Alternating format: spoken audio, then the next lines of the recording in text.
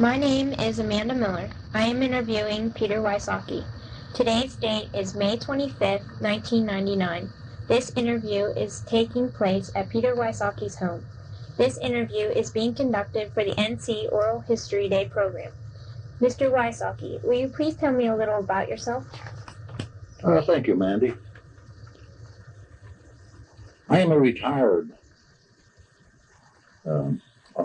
supervisor from the coal mines.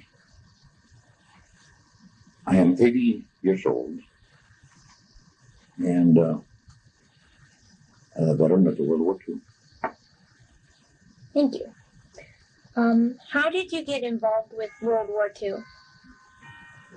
Actually, my first involvement in World War II was at the home front, at home. To explain this, I was employed in the coal mines. When the war had broke out and we became involved, the supply of coal became very, very critical. Being that it was so critical, it was being so critical in order to keep the war effort moving along, and the supply of coal was very important to keep these mills going, electric power. It became so critical that the employers found out it was almost impossible to lose any men in order to keep their supply of coal, the needed supply of coal, moving along to these different places.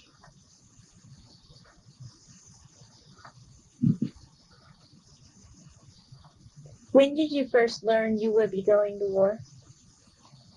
Actually, I didn't know when I was going to go to war. I knew that being considered as so critical to this coal effort because of my job as a supervisor, an assistant foreman, and because of the draft exemptions, which were instituted and practiced by the draft boards, whereby the most important employers were exempted from serving the armed forces. My employer protected me from draft, and there was no way that I could enter the services without the employer knowing that I was being considered for a draft. It was even although I was desired to go to the service, I just couldn't see a way that it could be accomplished. So in a way, were you drafted? Yes, but it took some work. I had informed the draft board that I could be replaced, that a replacement for my job is available. Even as critical as it was, I could, they no longer need to exempt me, and my exemptions should be voided without reporting to the employer. On August 9, 1943, I was inducted into service. What was your reaction when you learned you would be going off to war? Not really, there wasn't much that I could think about it. Everything went according as I planned. How did your family react to you going to war? My parents were shocked when they received this news. They didn't want me to go, mostly because I was the sole support of the family of 6. But in agreement with the authorities, it was decided that I could contribute half of my wages from the Army. The government in return would match that. My 2 brothers had agreed to do the same. They turned in half their pay, and the government matched it. My 3rd brother agreed that he would help also. What did this mean to your family since you were a sole supporter? The family managed fairly well with this arrangement. Had you traveled before the war, or was this your first trip away from home? This was my first trip away from home, considering the distance. How much luggage and things were you allowed to take over with you? Upon being called, we were instructed to take no clothing except what we were wearing, or any personal items, such as toilet articles and cameras and radios and so forth. It was understood that the Army would provide everything that we need. How old were you when you left? 25 years old. Did you go to Europe at the beginning of the war or after the war began? What? Say it again? Did you go to Europe at the beginning of the war or after the war began? Our division shipped out in November 1944, a couple years later. Where did you train before going to war? I entered into service at New Cumberland, Pennsylvania, 6 days later after being equipped with the uniforms and whatever we needed. In all necessary items such as the toilet articles and so forth. I was entrained to Camp Adair in Oregon for basic training of 13 weeks. At the end of the 13 weeks, we had gone through additional training. And this one was in use of all combat material such as guns, grenades, machine guns, mortars, and so forth. We trained from sunup to sundown. In addition, even the night problems. We learned to live in foxholes, trenches, and all kinds of weather with no protection from elements. We had to go on forced marches as much as 25 miles in one day. Water was rations, with very little bit of food. It was meant to imitate the conditions that we were expected to find in actual work conditions. Did you have any free time when you were in Oregon? No, there wasn't very much free time given out. The training was so extensive that any town passes or passes from out of the camp were very, very scarce and were given out very, very scantily. And the furloughs, I was fortunate enough to receive a furlough of 10 days at Christmas time. But traveling that great distance, it didn't amount to too much at home. 3 days of traveling under the plane. You understand, I traveled clean across the country to get to Pennsylvania. And 3 days to get back. That left me about 3 days at home. 24 hours were spent in just meeting the scheduled trains or meeting the trains on time due to work conditions. Since you came back home for Christmas, was there any time that you didn't want to go back when it was time to go back? I'll tell you, I was homesick after the Christmas holidays and that furlough.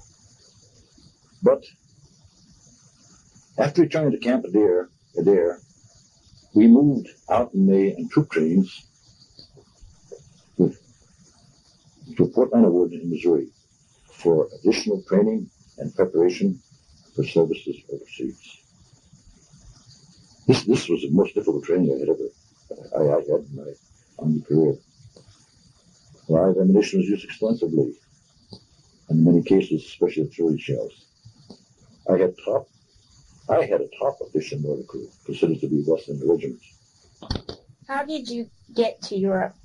Our preparation for overseas duty was completed in November sometime in 1944. And again, we moved by troop train to Camp Miles Standish near Boston. Boston was a port of embarkation. On December 6th, we boarded a troop ship, infantry transport, on the USS West Point. It was converted from a privately owned SS America the largest passenger ship in the United States. The ship was loaded with all of the 70th Division except for the artillery regiments. We crossed the Atlantic and reached Marseille, in southern France, December 15, 1944. The USS West Point was the fastest, was a very fast ship and traveled without a convoy and zigzagged across the sea in order to avoid any submarines. Did anyone else that you knew, like from your hometown, go to Europe also? Pennsylvania was the first of all states, the number of servicemen who had served in the ascended division.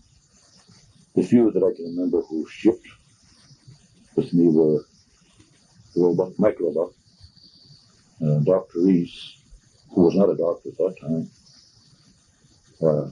Woods, I don't know his first name, William Young, and Joe Newfro. There were others, but I just can't remember their names now. What were the living conditions like in Europe?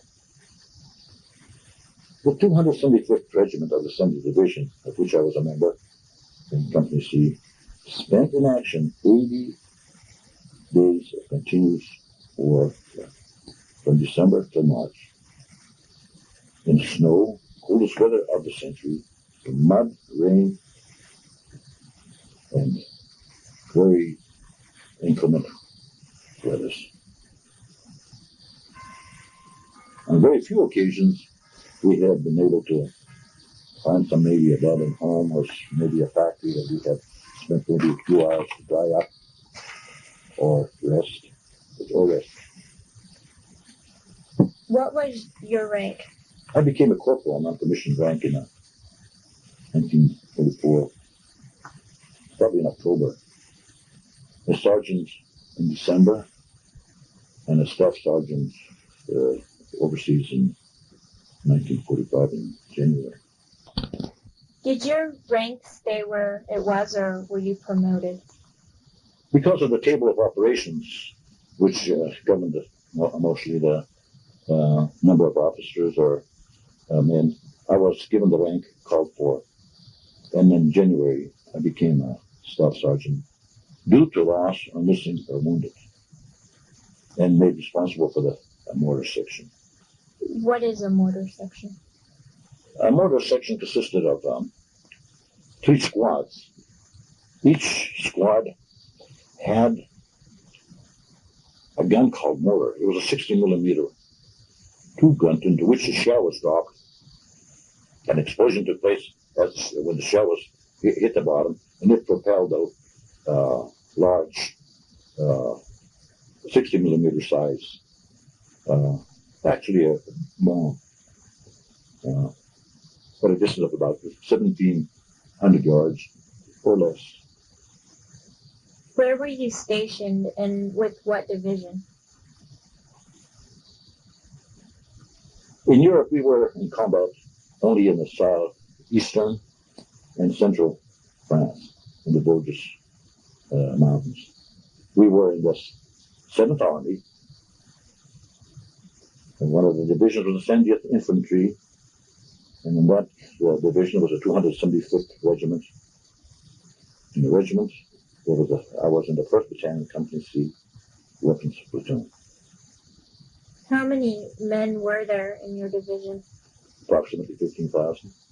How long were you in Europe?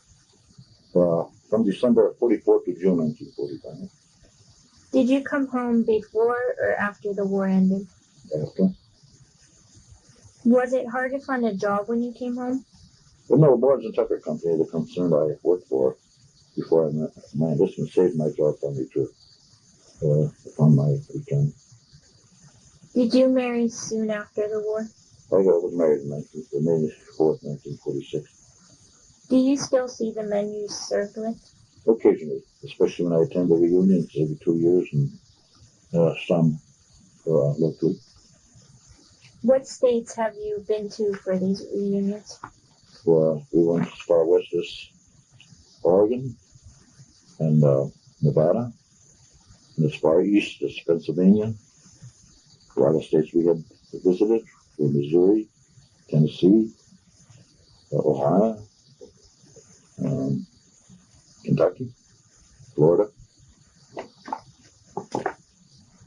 You've received numerous awards. Can you tell me what they stand for? I believe that my most coveted medal was a Combat Infantryman's Badge. That Combat Infantryman's Badge could only be received by the infantryman who was actually involved in land combat in the infantry. My next medal, I believe, is the Bronze Star, which was given in recognition of some dangerous duty that you have performed. I have other medals here.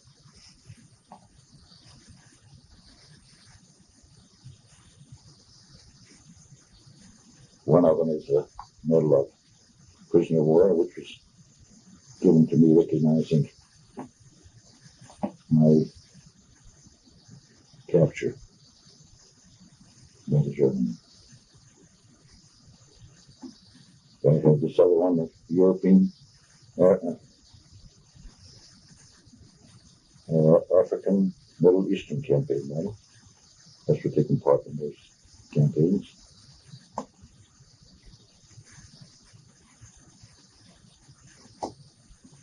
And then the World War II medal, which was given to every soldier who participated in World War II.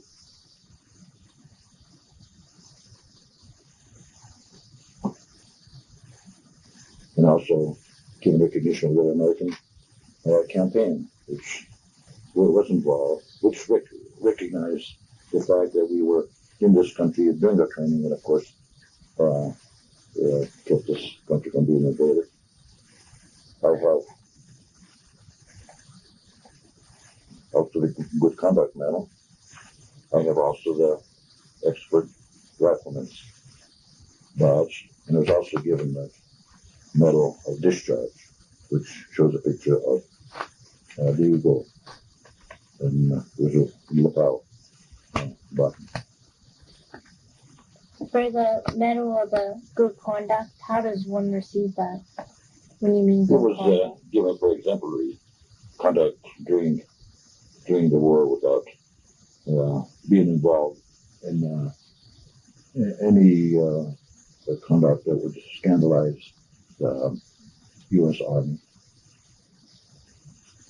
You must have had an opinion of the war before you left the United States. When you came back home after the war, did you still have the same opinion as before you left? From my experience on the front line, the time I spent in Europe under such conditions I had outlined here before, it wasn't the kind that you would consider to be very good. I would have given it up for free at that time. Today, when I'm thinking over the experience I had during the war, the battles that we participated in, looking at it today, I wouldn't sell it for $1 million. What was and still is your opinion of the efforts at home front during the war? Overall, the effort of all people at home is very commendable. That it resulted in supplying most of the world the necessary armament to win this war. But even till this day, many times, it grieves me to know that although we had no choice but to continue fighting the enemy overseas, the very people who could have speeded up the end of the war decided that a long strife on work at the coal mines was necessary for their own gain. Thank you very much for allowing me to interview you. Thank you, ma'am.